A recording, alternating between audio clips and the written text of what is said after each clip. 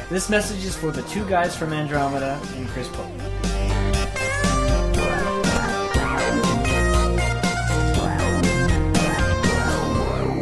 So yeah, two guys from Andromeda. Hi guys from Andromeda. Hi Chris Pope. I'm here to tell you how much I support you, both as a fan and as a backer of your Kickstarter. Greetings to the two guys and the Space Pope. I'm beaming this message directly into your brains from somewhere on the third rock from the sun in the Sol system, or so I've been told. It's kind of hard to tell in one of these plural Z sectors. Hello ladies and gentlemen, my name is Jason, and today I want to talk to you about something that's very important to me, that's very near and dear to my heart, and I'm doing this out of support for the two guys from Andromeda. Thank you! Thank you for coming back together and bringing us more of your comedic adventure gaming goodness. And thank you, Chris Pope, for bringing the two guys back together and making it happen. Can't thank you enough. I'm here to tell you how much I support you. And if you're having a bad day, and you're feeling down about the progress of your new game, and you just, just not finding the motivation, you can just load this video up and be refreshed and reinvigorated with the immense zeal and dedication of your fans.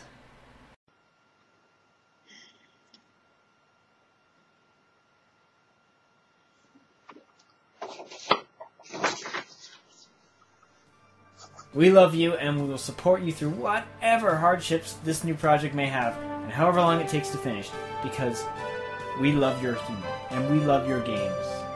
And it's been a long time since we had a good laugh. I just want to thank Scott, Mark, and Chris for giving us, in adventure form, the true adventures of Ace Hardway Plumber to the Stars, or so Ace wanted me to tell you. Personally, I just think he's full of crap.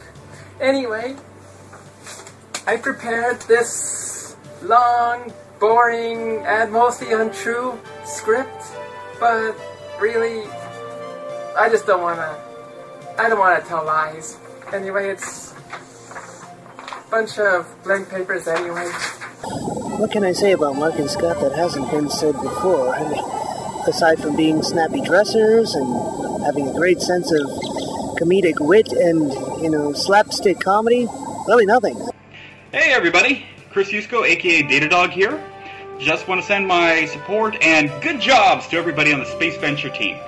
It's been a busy year, you've got a lot of work done, the demo is looking great, there's been a lot of drama lately, so here's me sending my video thing. What do I talk about? Oh, the importance of SpaceQuest in my life.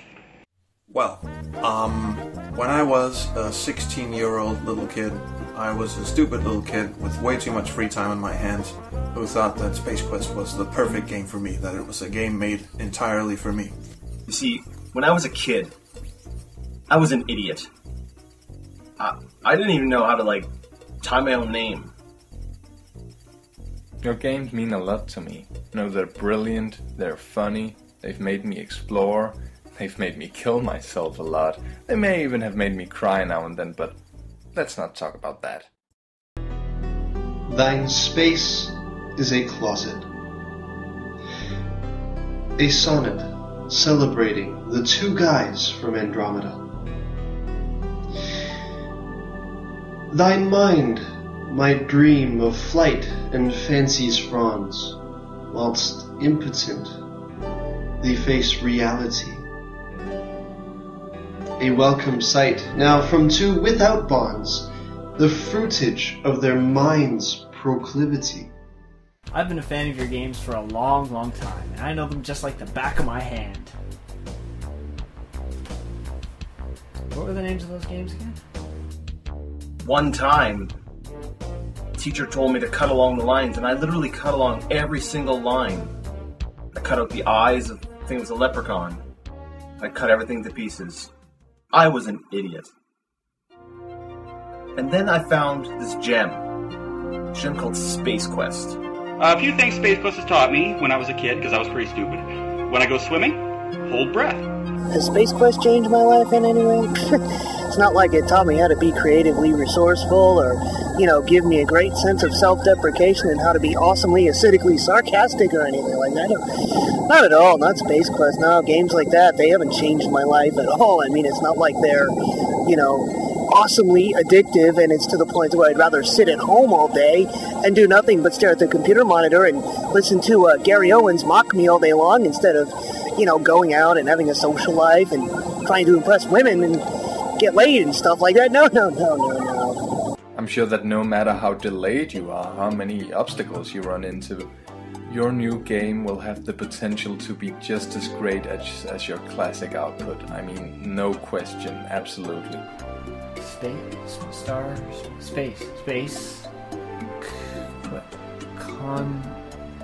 Convolutions? Conquest? No. Space. It has something to do with space.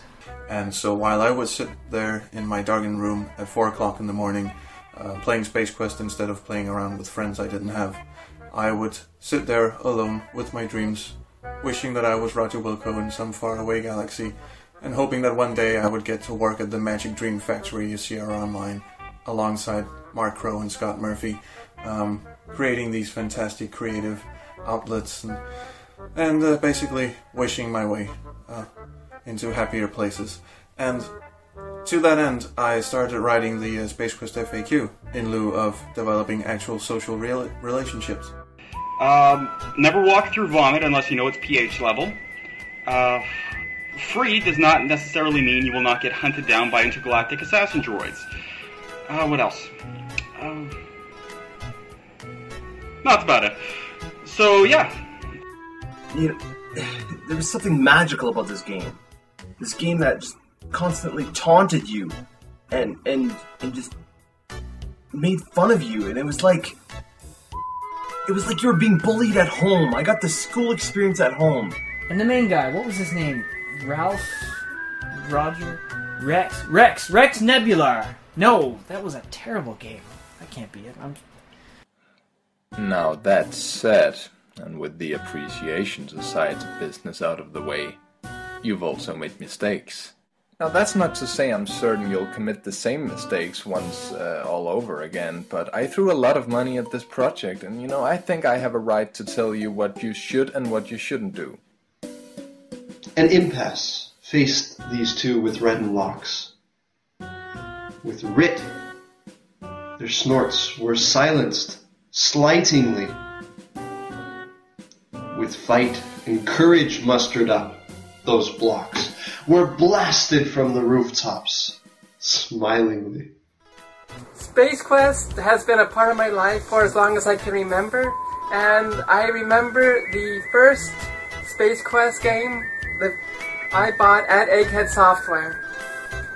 I just walked in the store, found the discs, and found the box, fell in love, and brought it home.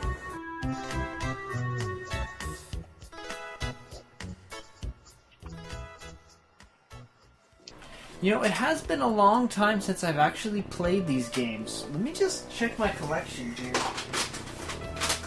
So many games. Quake. I was way off. I knew it had a Q in it. And what many people don't know is that while I was communicating via email with a lot of the Sierra employees and such, I also had paid people to follow Scott and Mark around. Without their knowledge, of course. So I have a much more intimate relationship, I would feel, with the two guys from Andromeda than most people realize. I was there when Mark conceived his first child. Let's see here. That sure wasn't good. I can't have that anymore. I think that's it. Yes, to help you guys out, I've made a little list of mistakes that I definitely don't want to see repeated in a game under the guys from Andromeda banner. I mean, that's not to say I'm putting pressure on you or anything, it's just that if you choose not to follow this, there may be a tiny little chance of me pulling my support out of your project and wanting my money back. So, in my my view, you would do yourself a favor to follow these. I have thought out this list, chosen the points I want to talk about very carefully, and again, the chances of me wanting my money back are pretty small at this point, but I wouldn't want to misstep either, let me put it that way. I was there when Scott had that plumbing problem where he had to buy like 50 new pairs of underpants in bulk, and I was there for the whole lot. Quake 4 was my favorite of the series. That's the one where you go back in time to Quake 1 at the secret facility in New Mexico where a secret experiment goes wrong, and then these aliens sent by your arch nemesis Uhaul came from hell itself and turning security guards into zombie robots, and these big flying octopus aliens were abducting all the women. SpaceQuest has had no influence on my life whatsoever. Not at all, no. I mean, if you pay attention to any of my posts on Facebook, you know, or even during all the Kickstarter campaigns, you know, I took no time to mention any of that. I mean, jeez, why would I? Right, so the first thing on this list is the plot of the first game. It frankly isn't very good. Yes, sacrilege and all of that, but there I said it. It's convoluted, it's way too short, it's not detailed enough, and I mean, the three treasures of Daventry. I mean, grow up. I heard that in a fairy tale when I was 5 years old. You can do so much better than that, Scott. Just admit it. Throw down the gauntlet. That was crap. Then you have to find your way through an old Nazi castle. I'm not exactly sure how a Nazi castle ended up in New Mexico. Must have been more time travel, I guess. But it worked very well. It must have, or I wouldn't be remembering it so fondly and vividly. You can't just come up with gold like this. This is masterful stuff. I mean, you've got to be a genius to think this stuff up. That's why it's my favorite in the series. And because of Mark and Scott and SpaceQuest, I learned to read and write. And laugh at people's misfortune. Which arguably is not a bad thing, but yeah, anyways, that's not the point. The main point is how these two guys are responsible for, well, who I am. I'm pretty sure they still work too. I don't know what happened to the box. I'm sure it fell into a wormhole somewhere. Being currently worshipped by beings on a primitive planet in a distant galaxy, or more likely than not, just in a landfill somewhere. Being able now, as a 33-year-old stupid kid, to be able to work with the two guys that I idolized as a young child with no friends and a serious procrastination problem, is just marvelous. And I really... Oh, and your name was Roger Newcomb. Wait, I might be confusing some of this with SWAT Quest or Call of War. I know it had something to do with chicken asteroids, too, or something like that. Now, the next point on the list is for Mark, so I've had to draw it reluctantly, because I hear Mark is a kind of guy who likes to express himself, be that because of the Oregon climate or whatever it is. So, without further ado, this is my protagonist falling down a flight of stairs. This is from the third game, and judging from this drawing, this has taken place about 117 times in a row at this point. Nobody wants to fall down a flight of stairs just because they're trying to cast a spell. I mean, this is almost as bad as the Root Monster in that other Quest game. I don't remember what series that was from. I think it was the ones designed by the Coles, that right? But this is no good. I mean, don't do it. No stairs. You can do an elevator puzzle all you want, but no stairs. Thank you. I really feel blessed and honored and privileged to work alongside such creative minds in an office capacity where I don't have to wear pants. When I was growing up, I aspired, I said, you know, while all the other kids were saying, I want to be a fireman, I want to be a police officer, I was the kid who threw his hands up in the air and said, I want to be a janitor.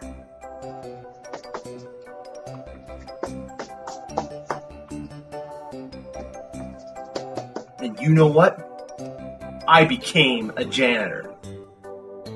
And then subsequently got fired, but that just goes to prove just how influential these guys are on my life. Here, let me just launch this up for old time's sake to jog my memory. 4 discs. Wow, that's a big game. See, wearing pants is not one of my strong suits. Wearing pants is one of those things that me and Scott share.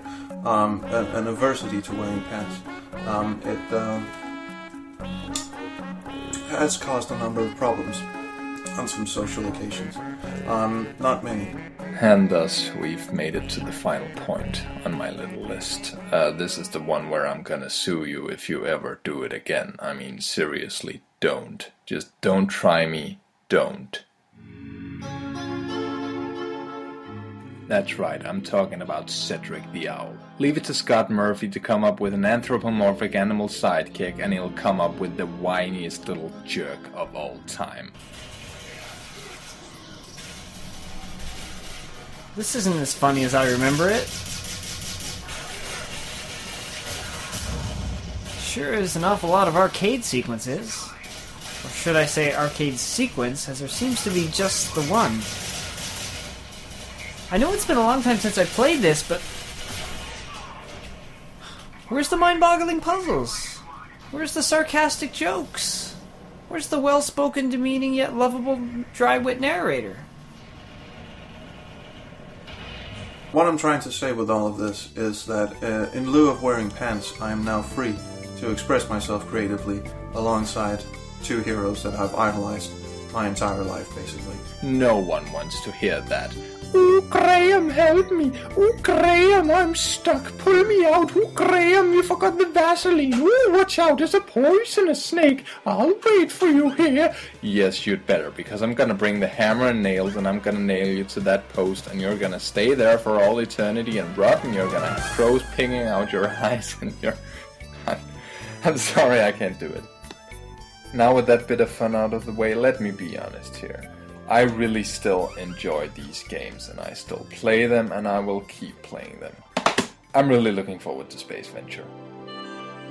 You know, without them, I would probably still be where I am today.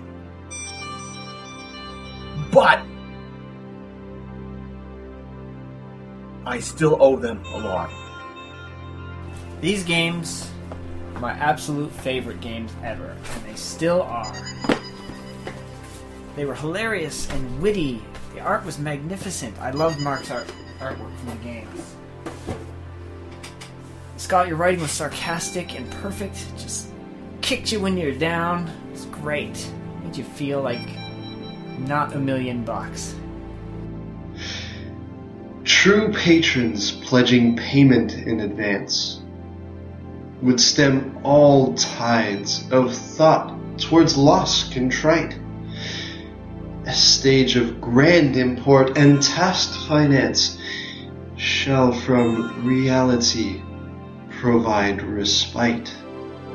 You know, SpaceQuest always was an influential part of my life. I mean, you know, the games were always there for me, even in the times when, you know, things were most uncomfortable. You know, we always go through changes in life, you know, people come and go, you know, we move around, family arguments and other uncomfortable things like that come along, and, you know, for me, SpaceQuest has always been a comfort zone. You know, if ever I need that spark of familiarity, all I gotta do is boot up the games.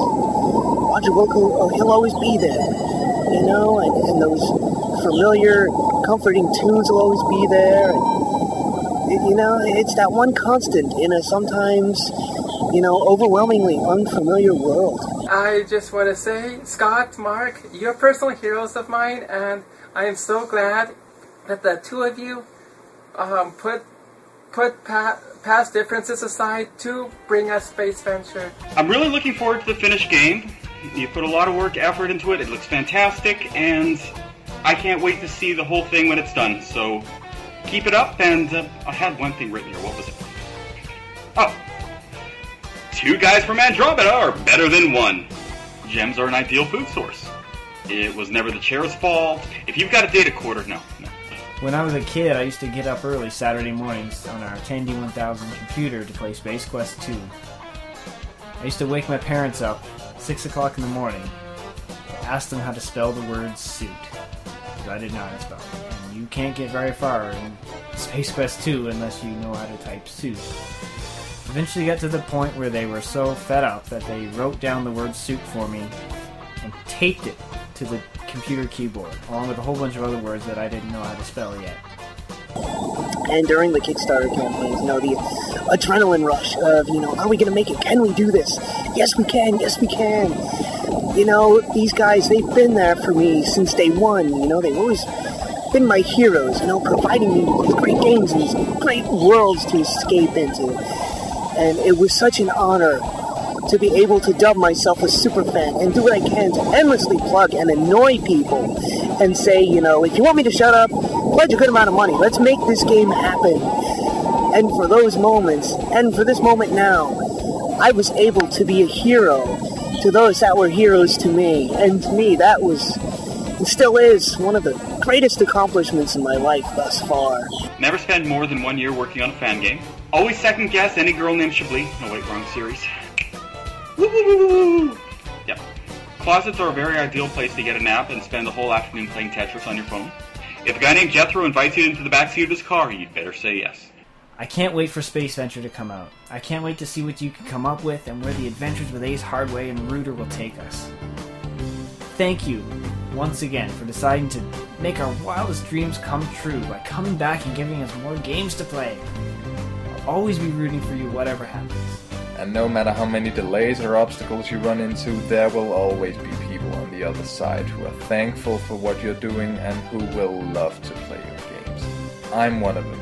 I'm proud to be a backer, and I wish the two of you the best luck in the future for SpaceVenture. Thank you. I can't wait to see what lies ahead, and keep on keeping on, guys. I know SpaceVenture is going to be amazingly awesome, and I cannot wait to hound people to buy it, even more so than I hounded them to bid. So, from both that 16-year-old kid who skipped school to play SpaceQuest 4 CD for the first time, and the 33-year-old wise and mature adult you see before you right now, thank you so much for all the laughs and all the enjoyment that you've brought us. A man named Ace, with Rooter by his side, shall ne'er us fail, lest we his skills deride. Mark and Scott, no matter what, thick and thin, because you were such a huge part of my childhood, and maybe not the best ways, but in all the right ways, you have my support, no matter what. So don't worry, guys. Hang in there. Keep your snouts up. We will be successful. This is Superfan Alan, over and out. Scott, Mark, Chris, you have all of my support. Thank you. Thank you so much. Mark, Scott, and Chris, you're awesome. Keep being awesome. That's all.